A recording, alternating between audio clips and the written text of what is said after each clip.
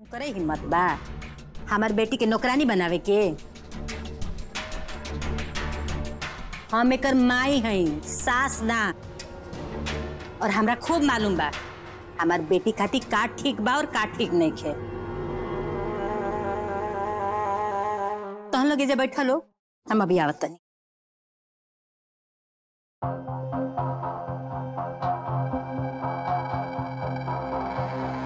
अगर संध्या दीदी यही जा रह गई नु तो इनका साथे साथे हमो ई घर में राज करब। ए घर में हम का कम रहनी हाँ कि एगो और बेटी रही और ई रहे लागी तो हमार मोले का रह जाई। अरे पुरान चाउर केतनो फरहर होके, नया चाउर के स्वादे कुछ और होला। एगो मीटिंग हो जाए के बा हमरा, हमारे को फ्रेश कपड़ा निकाल दीजा। जा जा जल्दी जा, प्रेस करके रखल बना कपड़वा। मुझे पूछे था नहीं हम। हाँ हो गई। ले आओ फिर।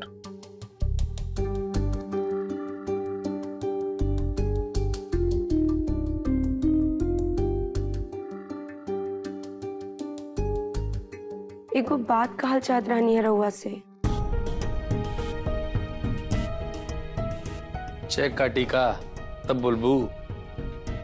बोला का रउआ का पता रहे कि बाबूजी कान्हा का ऐसा रखे वाले बनी?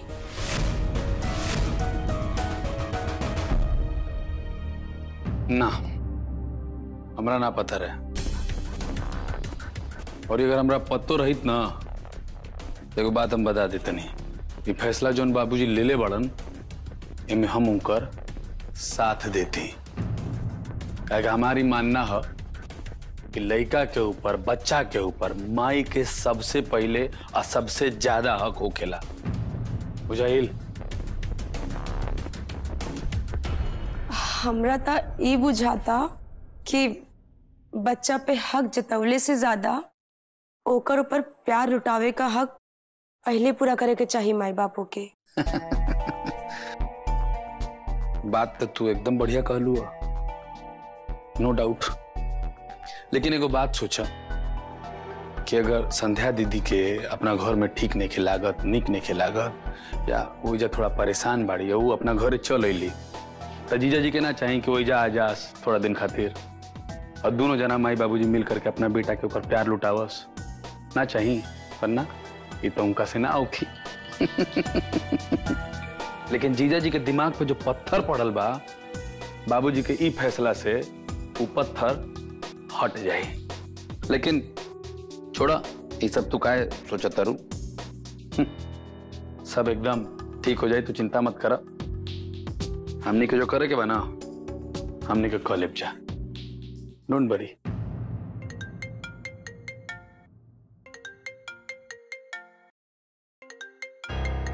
ए में का जाकर तर गुज्जी बुका फोन में।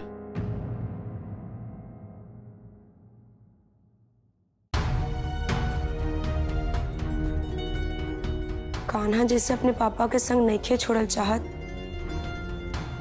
वही तरह जीजा जी भी तो अपने माई बाबू के संग रहा चाहत बानी ना। जगत बाबू, हमार काम हर हाल में होके के चाहिए। ठाकुर साहब, रघुआ बिल्कुल भी चिंता ना करी, भरोसा रखी। ये केस हमनी के जीतब जा और वो जमीन रघुआ की ही मिली। जगत बाबू, तोरा से विषय में हमनी के पहले से बात हो रहा बा। तू पैसा की चिंता मत करिया। पैसा तो हम पानी की तरह बहा देम, लेकिन वो 50 एकड़ जमीन हर हाल पे हमरा नाम पे होके के चाहिए। पैसा तो बात के बाद बा, पहले बात बा धाक के। ताकि हमनी की फील्ड में ना जेकर धाक रहेला वही के बाद ही मानल जाला। ठीक बा जगत बाबू, अब हम चलते नहीं, कुछ हमरा जरूरी काम बा। जी बिल्कुल। अरे प्रणाम प्रणाम शेखर बाबू। देखिए, हम रउआ से मिले आए रहनी अपना केस के खातिर, तभी प्रधान जी के फोन आयल और वहाँ कहनी कि केस जगत बाबू लड़े, और जगत बाबू भी कहते नहीं कि केस हम ही जीते। अरे बिल्कुल ठीक कहनी है जगत बाबू, ये जिताओ में लोग का महारत हासिल बा, चाहे वो हेरा फेरी करके जिताओ है और चाहे केहू के धोखा देके। ठीक बा शेखर बाबू, अभी हमरा कुछ जरूरी काम बा, हम चलते हैं। प्रणाम। जीजा जी, रघुआ घर के बाद घर में ही रह दी। घर के बाद कोर्ट में काहे ले आ रहल बानी? कि हम ना कि राहुल पूजनीय चाचा जी घर का केस कोर्ट में ढकेल के लाइल बने। अरे हम तो जानत रहली कि राजनीति में राहुल घर के मर्द लोग ही आगे बढ़े, औरत लोग तो 4 कदम और आगे बढ़े राजनीति में। बस जीजा जी, रहुआ अब अपन मर्यादा लांग रहल बनी। भाभी ऐसा नहीं की कि केहू के बारे में गलत विचार रखेली। कि जवन भी फैसला है चाचा जी के फैसला है। और रहल बात संध्या दीदी के, तो वो भी जरूर चाहताड़ी कि कान्हा उनके संग रहे। देखा, संध्या दीदी का चाहताड़ी का ना चाहताड़ी तो भगवान भी ना जानत, लेकिन तोरा भाभी कई बात नहीं के पता, ये हम ना मान सके। हमार उनका से कुछ नहीं के कहले। जीजा जी, ऐसा भी तो हो सकेला ना कि अमर भैया के भी कोनो जानकारी ना होखे। कहे कि चाचा जी जौन भी फैसला करेलन वो केहू से राय मशवरा करके ना करेलन। वो फैसला ले लेवन, ओकरा बाद ही लोगन के पता चलेला। देखा जगत बाबू, अब अभी तक जौन घर में कुछ भइल वो सब हम भुलावे के तैयार बानी। या तो कान्हा का हमारे पास भिजवा दा, या हम ओकरा के लेके आवे खातिर तैयार बानी। ई बात तू अपने चाचा जी से कर ला। वो घर में एक तू ही समझदार आदमी बाड़ा, बाकी सब बिगड़ल हाथी पड़े। कब ककरा रौद दे केहू के पता नहीं के, लेकिन वो बच्चा वो घर में जाए तो बिल्कुल बिगड़ जाए।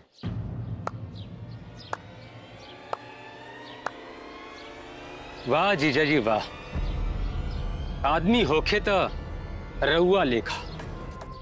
हमरा ही सामने हमरा घर वालन का इज्जत नीलाम कर रहल बानी, धज्जियां दे रहल बानी, धमकी दे रहल बानी। अगर धमकी देवे के रहत नु तो हम यही तोहरा से मिले ना आयल रहती। हम यहाँ वकील बन के ना आयल बानी। ये अलग बात बा कि हम यही कोर्ट में वकील बानी, लेकिन सुन ली, अब एकरा धमकी समझी या अर्जी, बाकी बात तो अब कोर्ट में हुई। चलत बानी।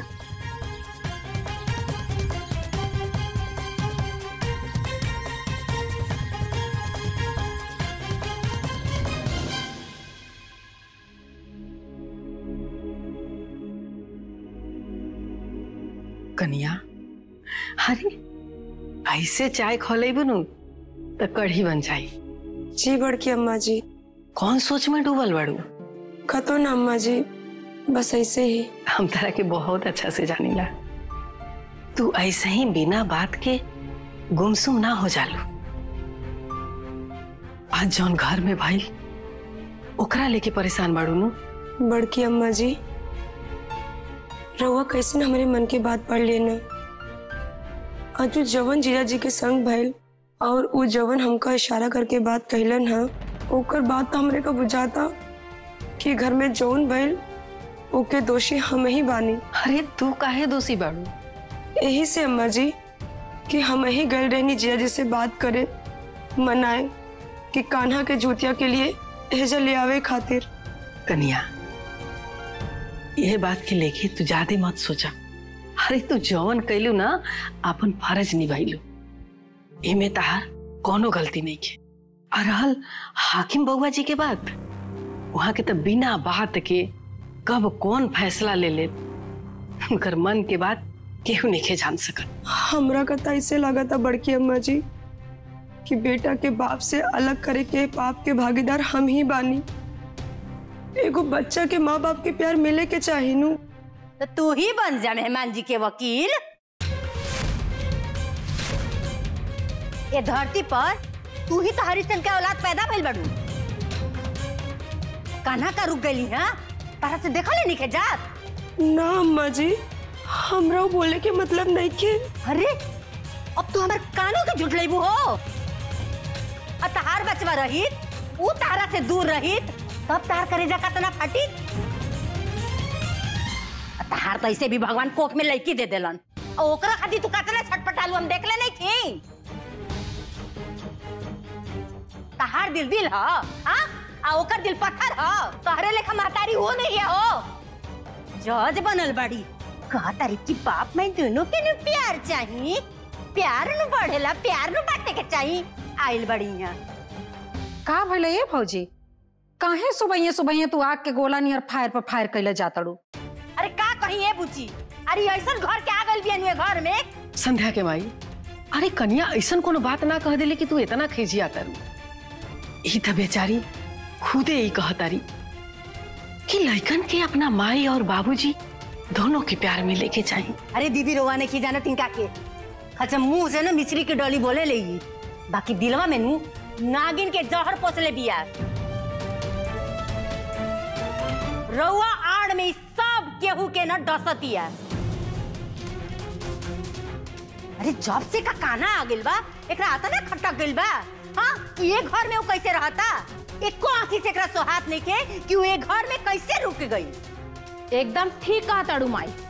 ई तो हम बहुत अच्छे से जाने नहीं कि चाहते नहीं कि हम ये घर में रही। खाली झूठे कान्हा कान्हा कहेली। इनके मन में कान्हा के लिए तनिको प्रेम नहीं के। कान्हा इधर रुक गई बना तो इनकी आँखी में चुभत आके।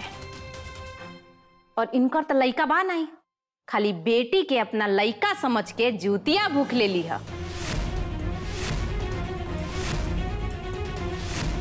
और सोचा ताड़ी कि चुपके चुपके जौन चाल चली है वो केहू के पता ना चली। ए माई, पूजा के समय ई पीहू से चुपके से नारियल मंगवा के रख ले ली है। और हम देखनी है कि अमर इनके कचरी खियावत रहला। ई खैली ना हा, आचरा में गठिया के ध देली है।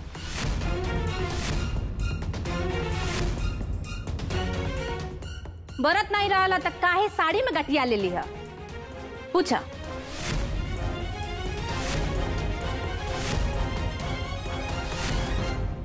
अपना बेरी में सांप काहे सुन गईला, दूसरा के बेरी में तो बहुत वकालत छाटेली। बोला। दूसरा के बेरी में तो बड़ा जीभ नागिन लेकर लपलपाला। अब काहे जीभिया सिया गइल बा? बोला। बोलत काहे निकू? जेकरा मन में चोर समाई रहेला नु, उहे कुछ ना कहेला। दिखाओ तन, देख देख का बनले बड़ी। हाय देख।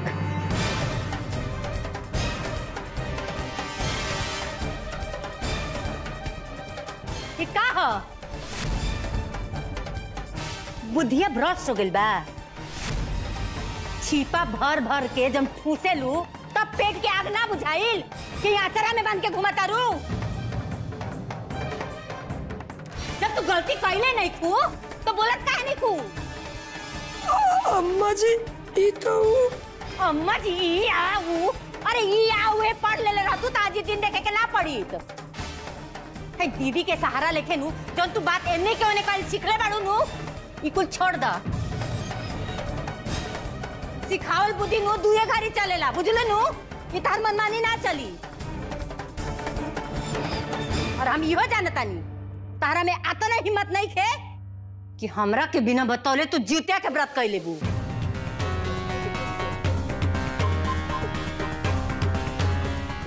अरे ए माई, इनसे पूछा कि जब ये भूखल नहीं रही है तो अमर इनके कचरी देहलस तो खैली काहे नहीं है? ये अपने साड़ी में बांध काहे ले लिया? पूछा। ये खानदानी आदत है बेटा। आगल भी अमीर के घर में तो अदतिया तो जाए ना। थोड़ा सा खा ले के बाद थोड़ा सा बांध ले के बाद, अब भूख लगी तो खा ली, नहीं तो दूसरा दिन खाती रखी। आता ना दिन हो गए घर में आइल, बाकी अदतिया ना सुधरल। पता ना ये झूठे हाथे पूजा पाठ करौले बिया कि का करौले बिया। अम्मा जी हम ऐसे ना करने हैं। चुप। अम्मा जी की नातिन, अम्मा जी सरपंच बन गए बड़ू घर के। जौन मन करी काम तू करबू। एक बात कान खोल के सुन ला, एक घर में तार मनमानी ना चली। जहां तू अपन नाक घुसड़े चाहबू ने घर में तो तार एको नतीजाम ना छोड़ा। जाके धो ही साड़ी। जूठ काट लेके का जाने कहां लबेरले हुई। अच्छा भले ये भौजी, हम नहीं जीवतिया के व्रत कैनी है। अरे ऐसे जीवतिया के व्रत रखले से फल मिलेला? उल्टा जीवित गोसाई खिसिया गई ना, आग बबूला हो जाई है। अरे जात काहे नहीं खू? खड़ा खड़े जो धंस जाबू का।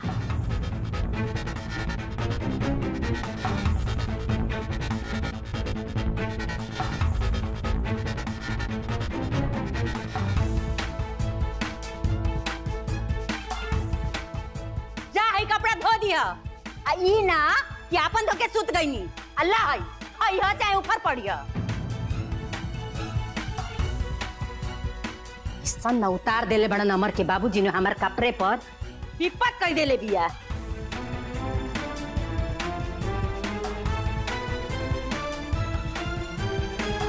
चलो ए भौजी गुस्सा छोड़ा, बाजारी से जौन सामान आइल बा चलो दिखाई का आइल बा, चलो देख ले एक बार। चल चल संध्या चल।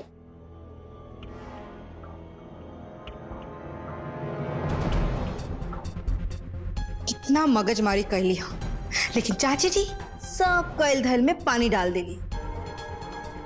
अब ऐसा का करी कि आरती दीदी के सच सामने आ जाए कि आरती दीदी जुतिया फूकले रहली।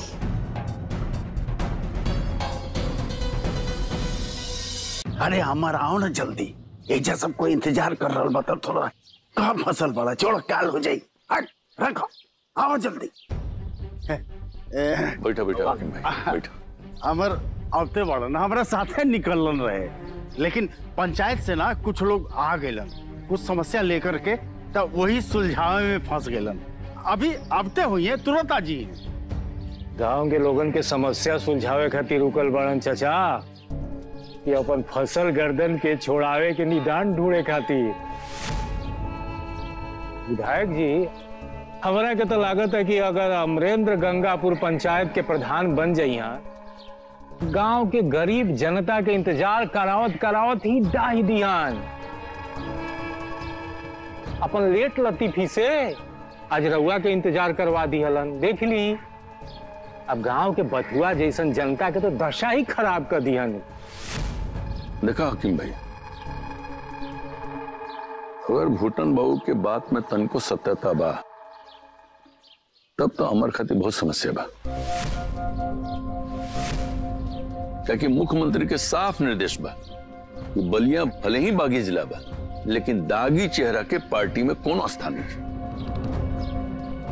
मुख्यमंत्री के निगाह गांव गांव तक बा हाकिम भाई।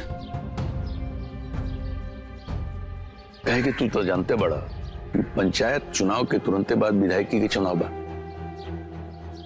विधायक जी प्रणाम। प्रणाम। अमर आ गेल। बैठा खुश हो। बैठ। का हो अमर, अभी प्रधान बनलन ना कि प्रधानी चढ़ गई माथा पर? अरे ना ना ना ना ऐसी बात नहीं के।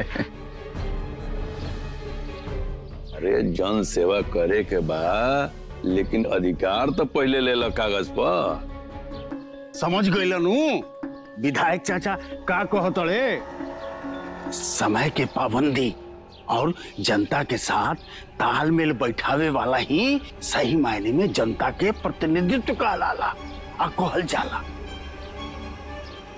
पर प्रधान चाचा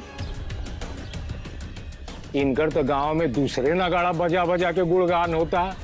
जे जनता के मुंह बंद करी बंदूक से वो का जनता के प्रतिनिधि बनी।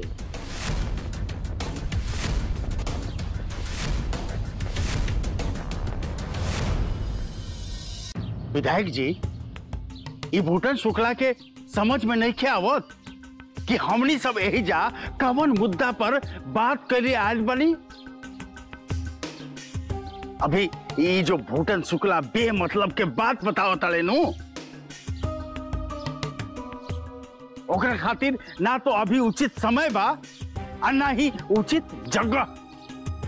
यही से हम रउआ से विनती करत बानी और साथ में भूटन शुक्ला से भी आग्रह कर रहा बानी कि हमनी सब जवन बात के लेके एहिजा आयल बानी वही मुद्दा पर बात कइल सही होई।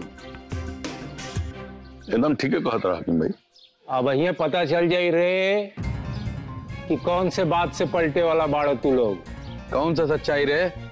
हाँ कौन सा बात? महाराज लेके आओ लेके।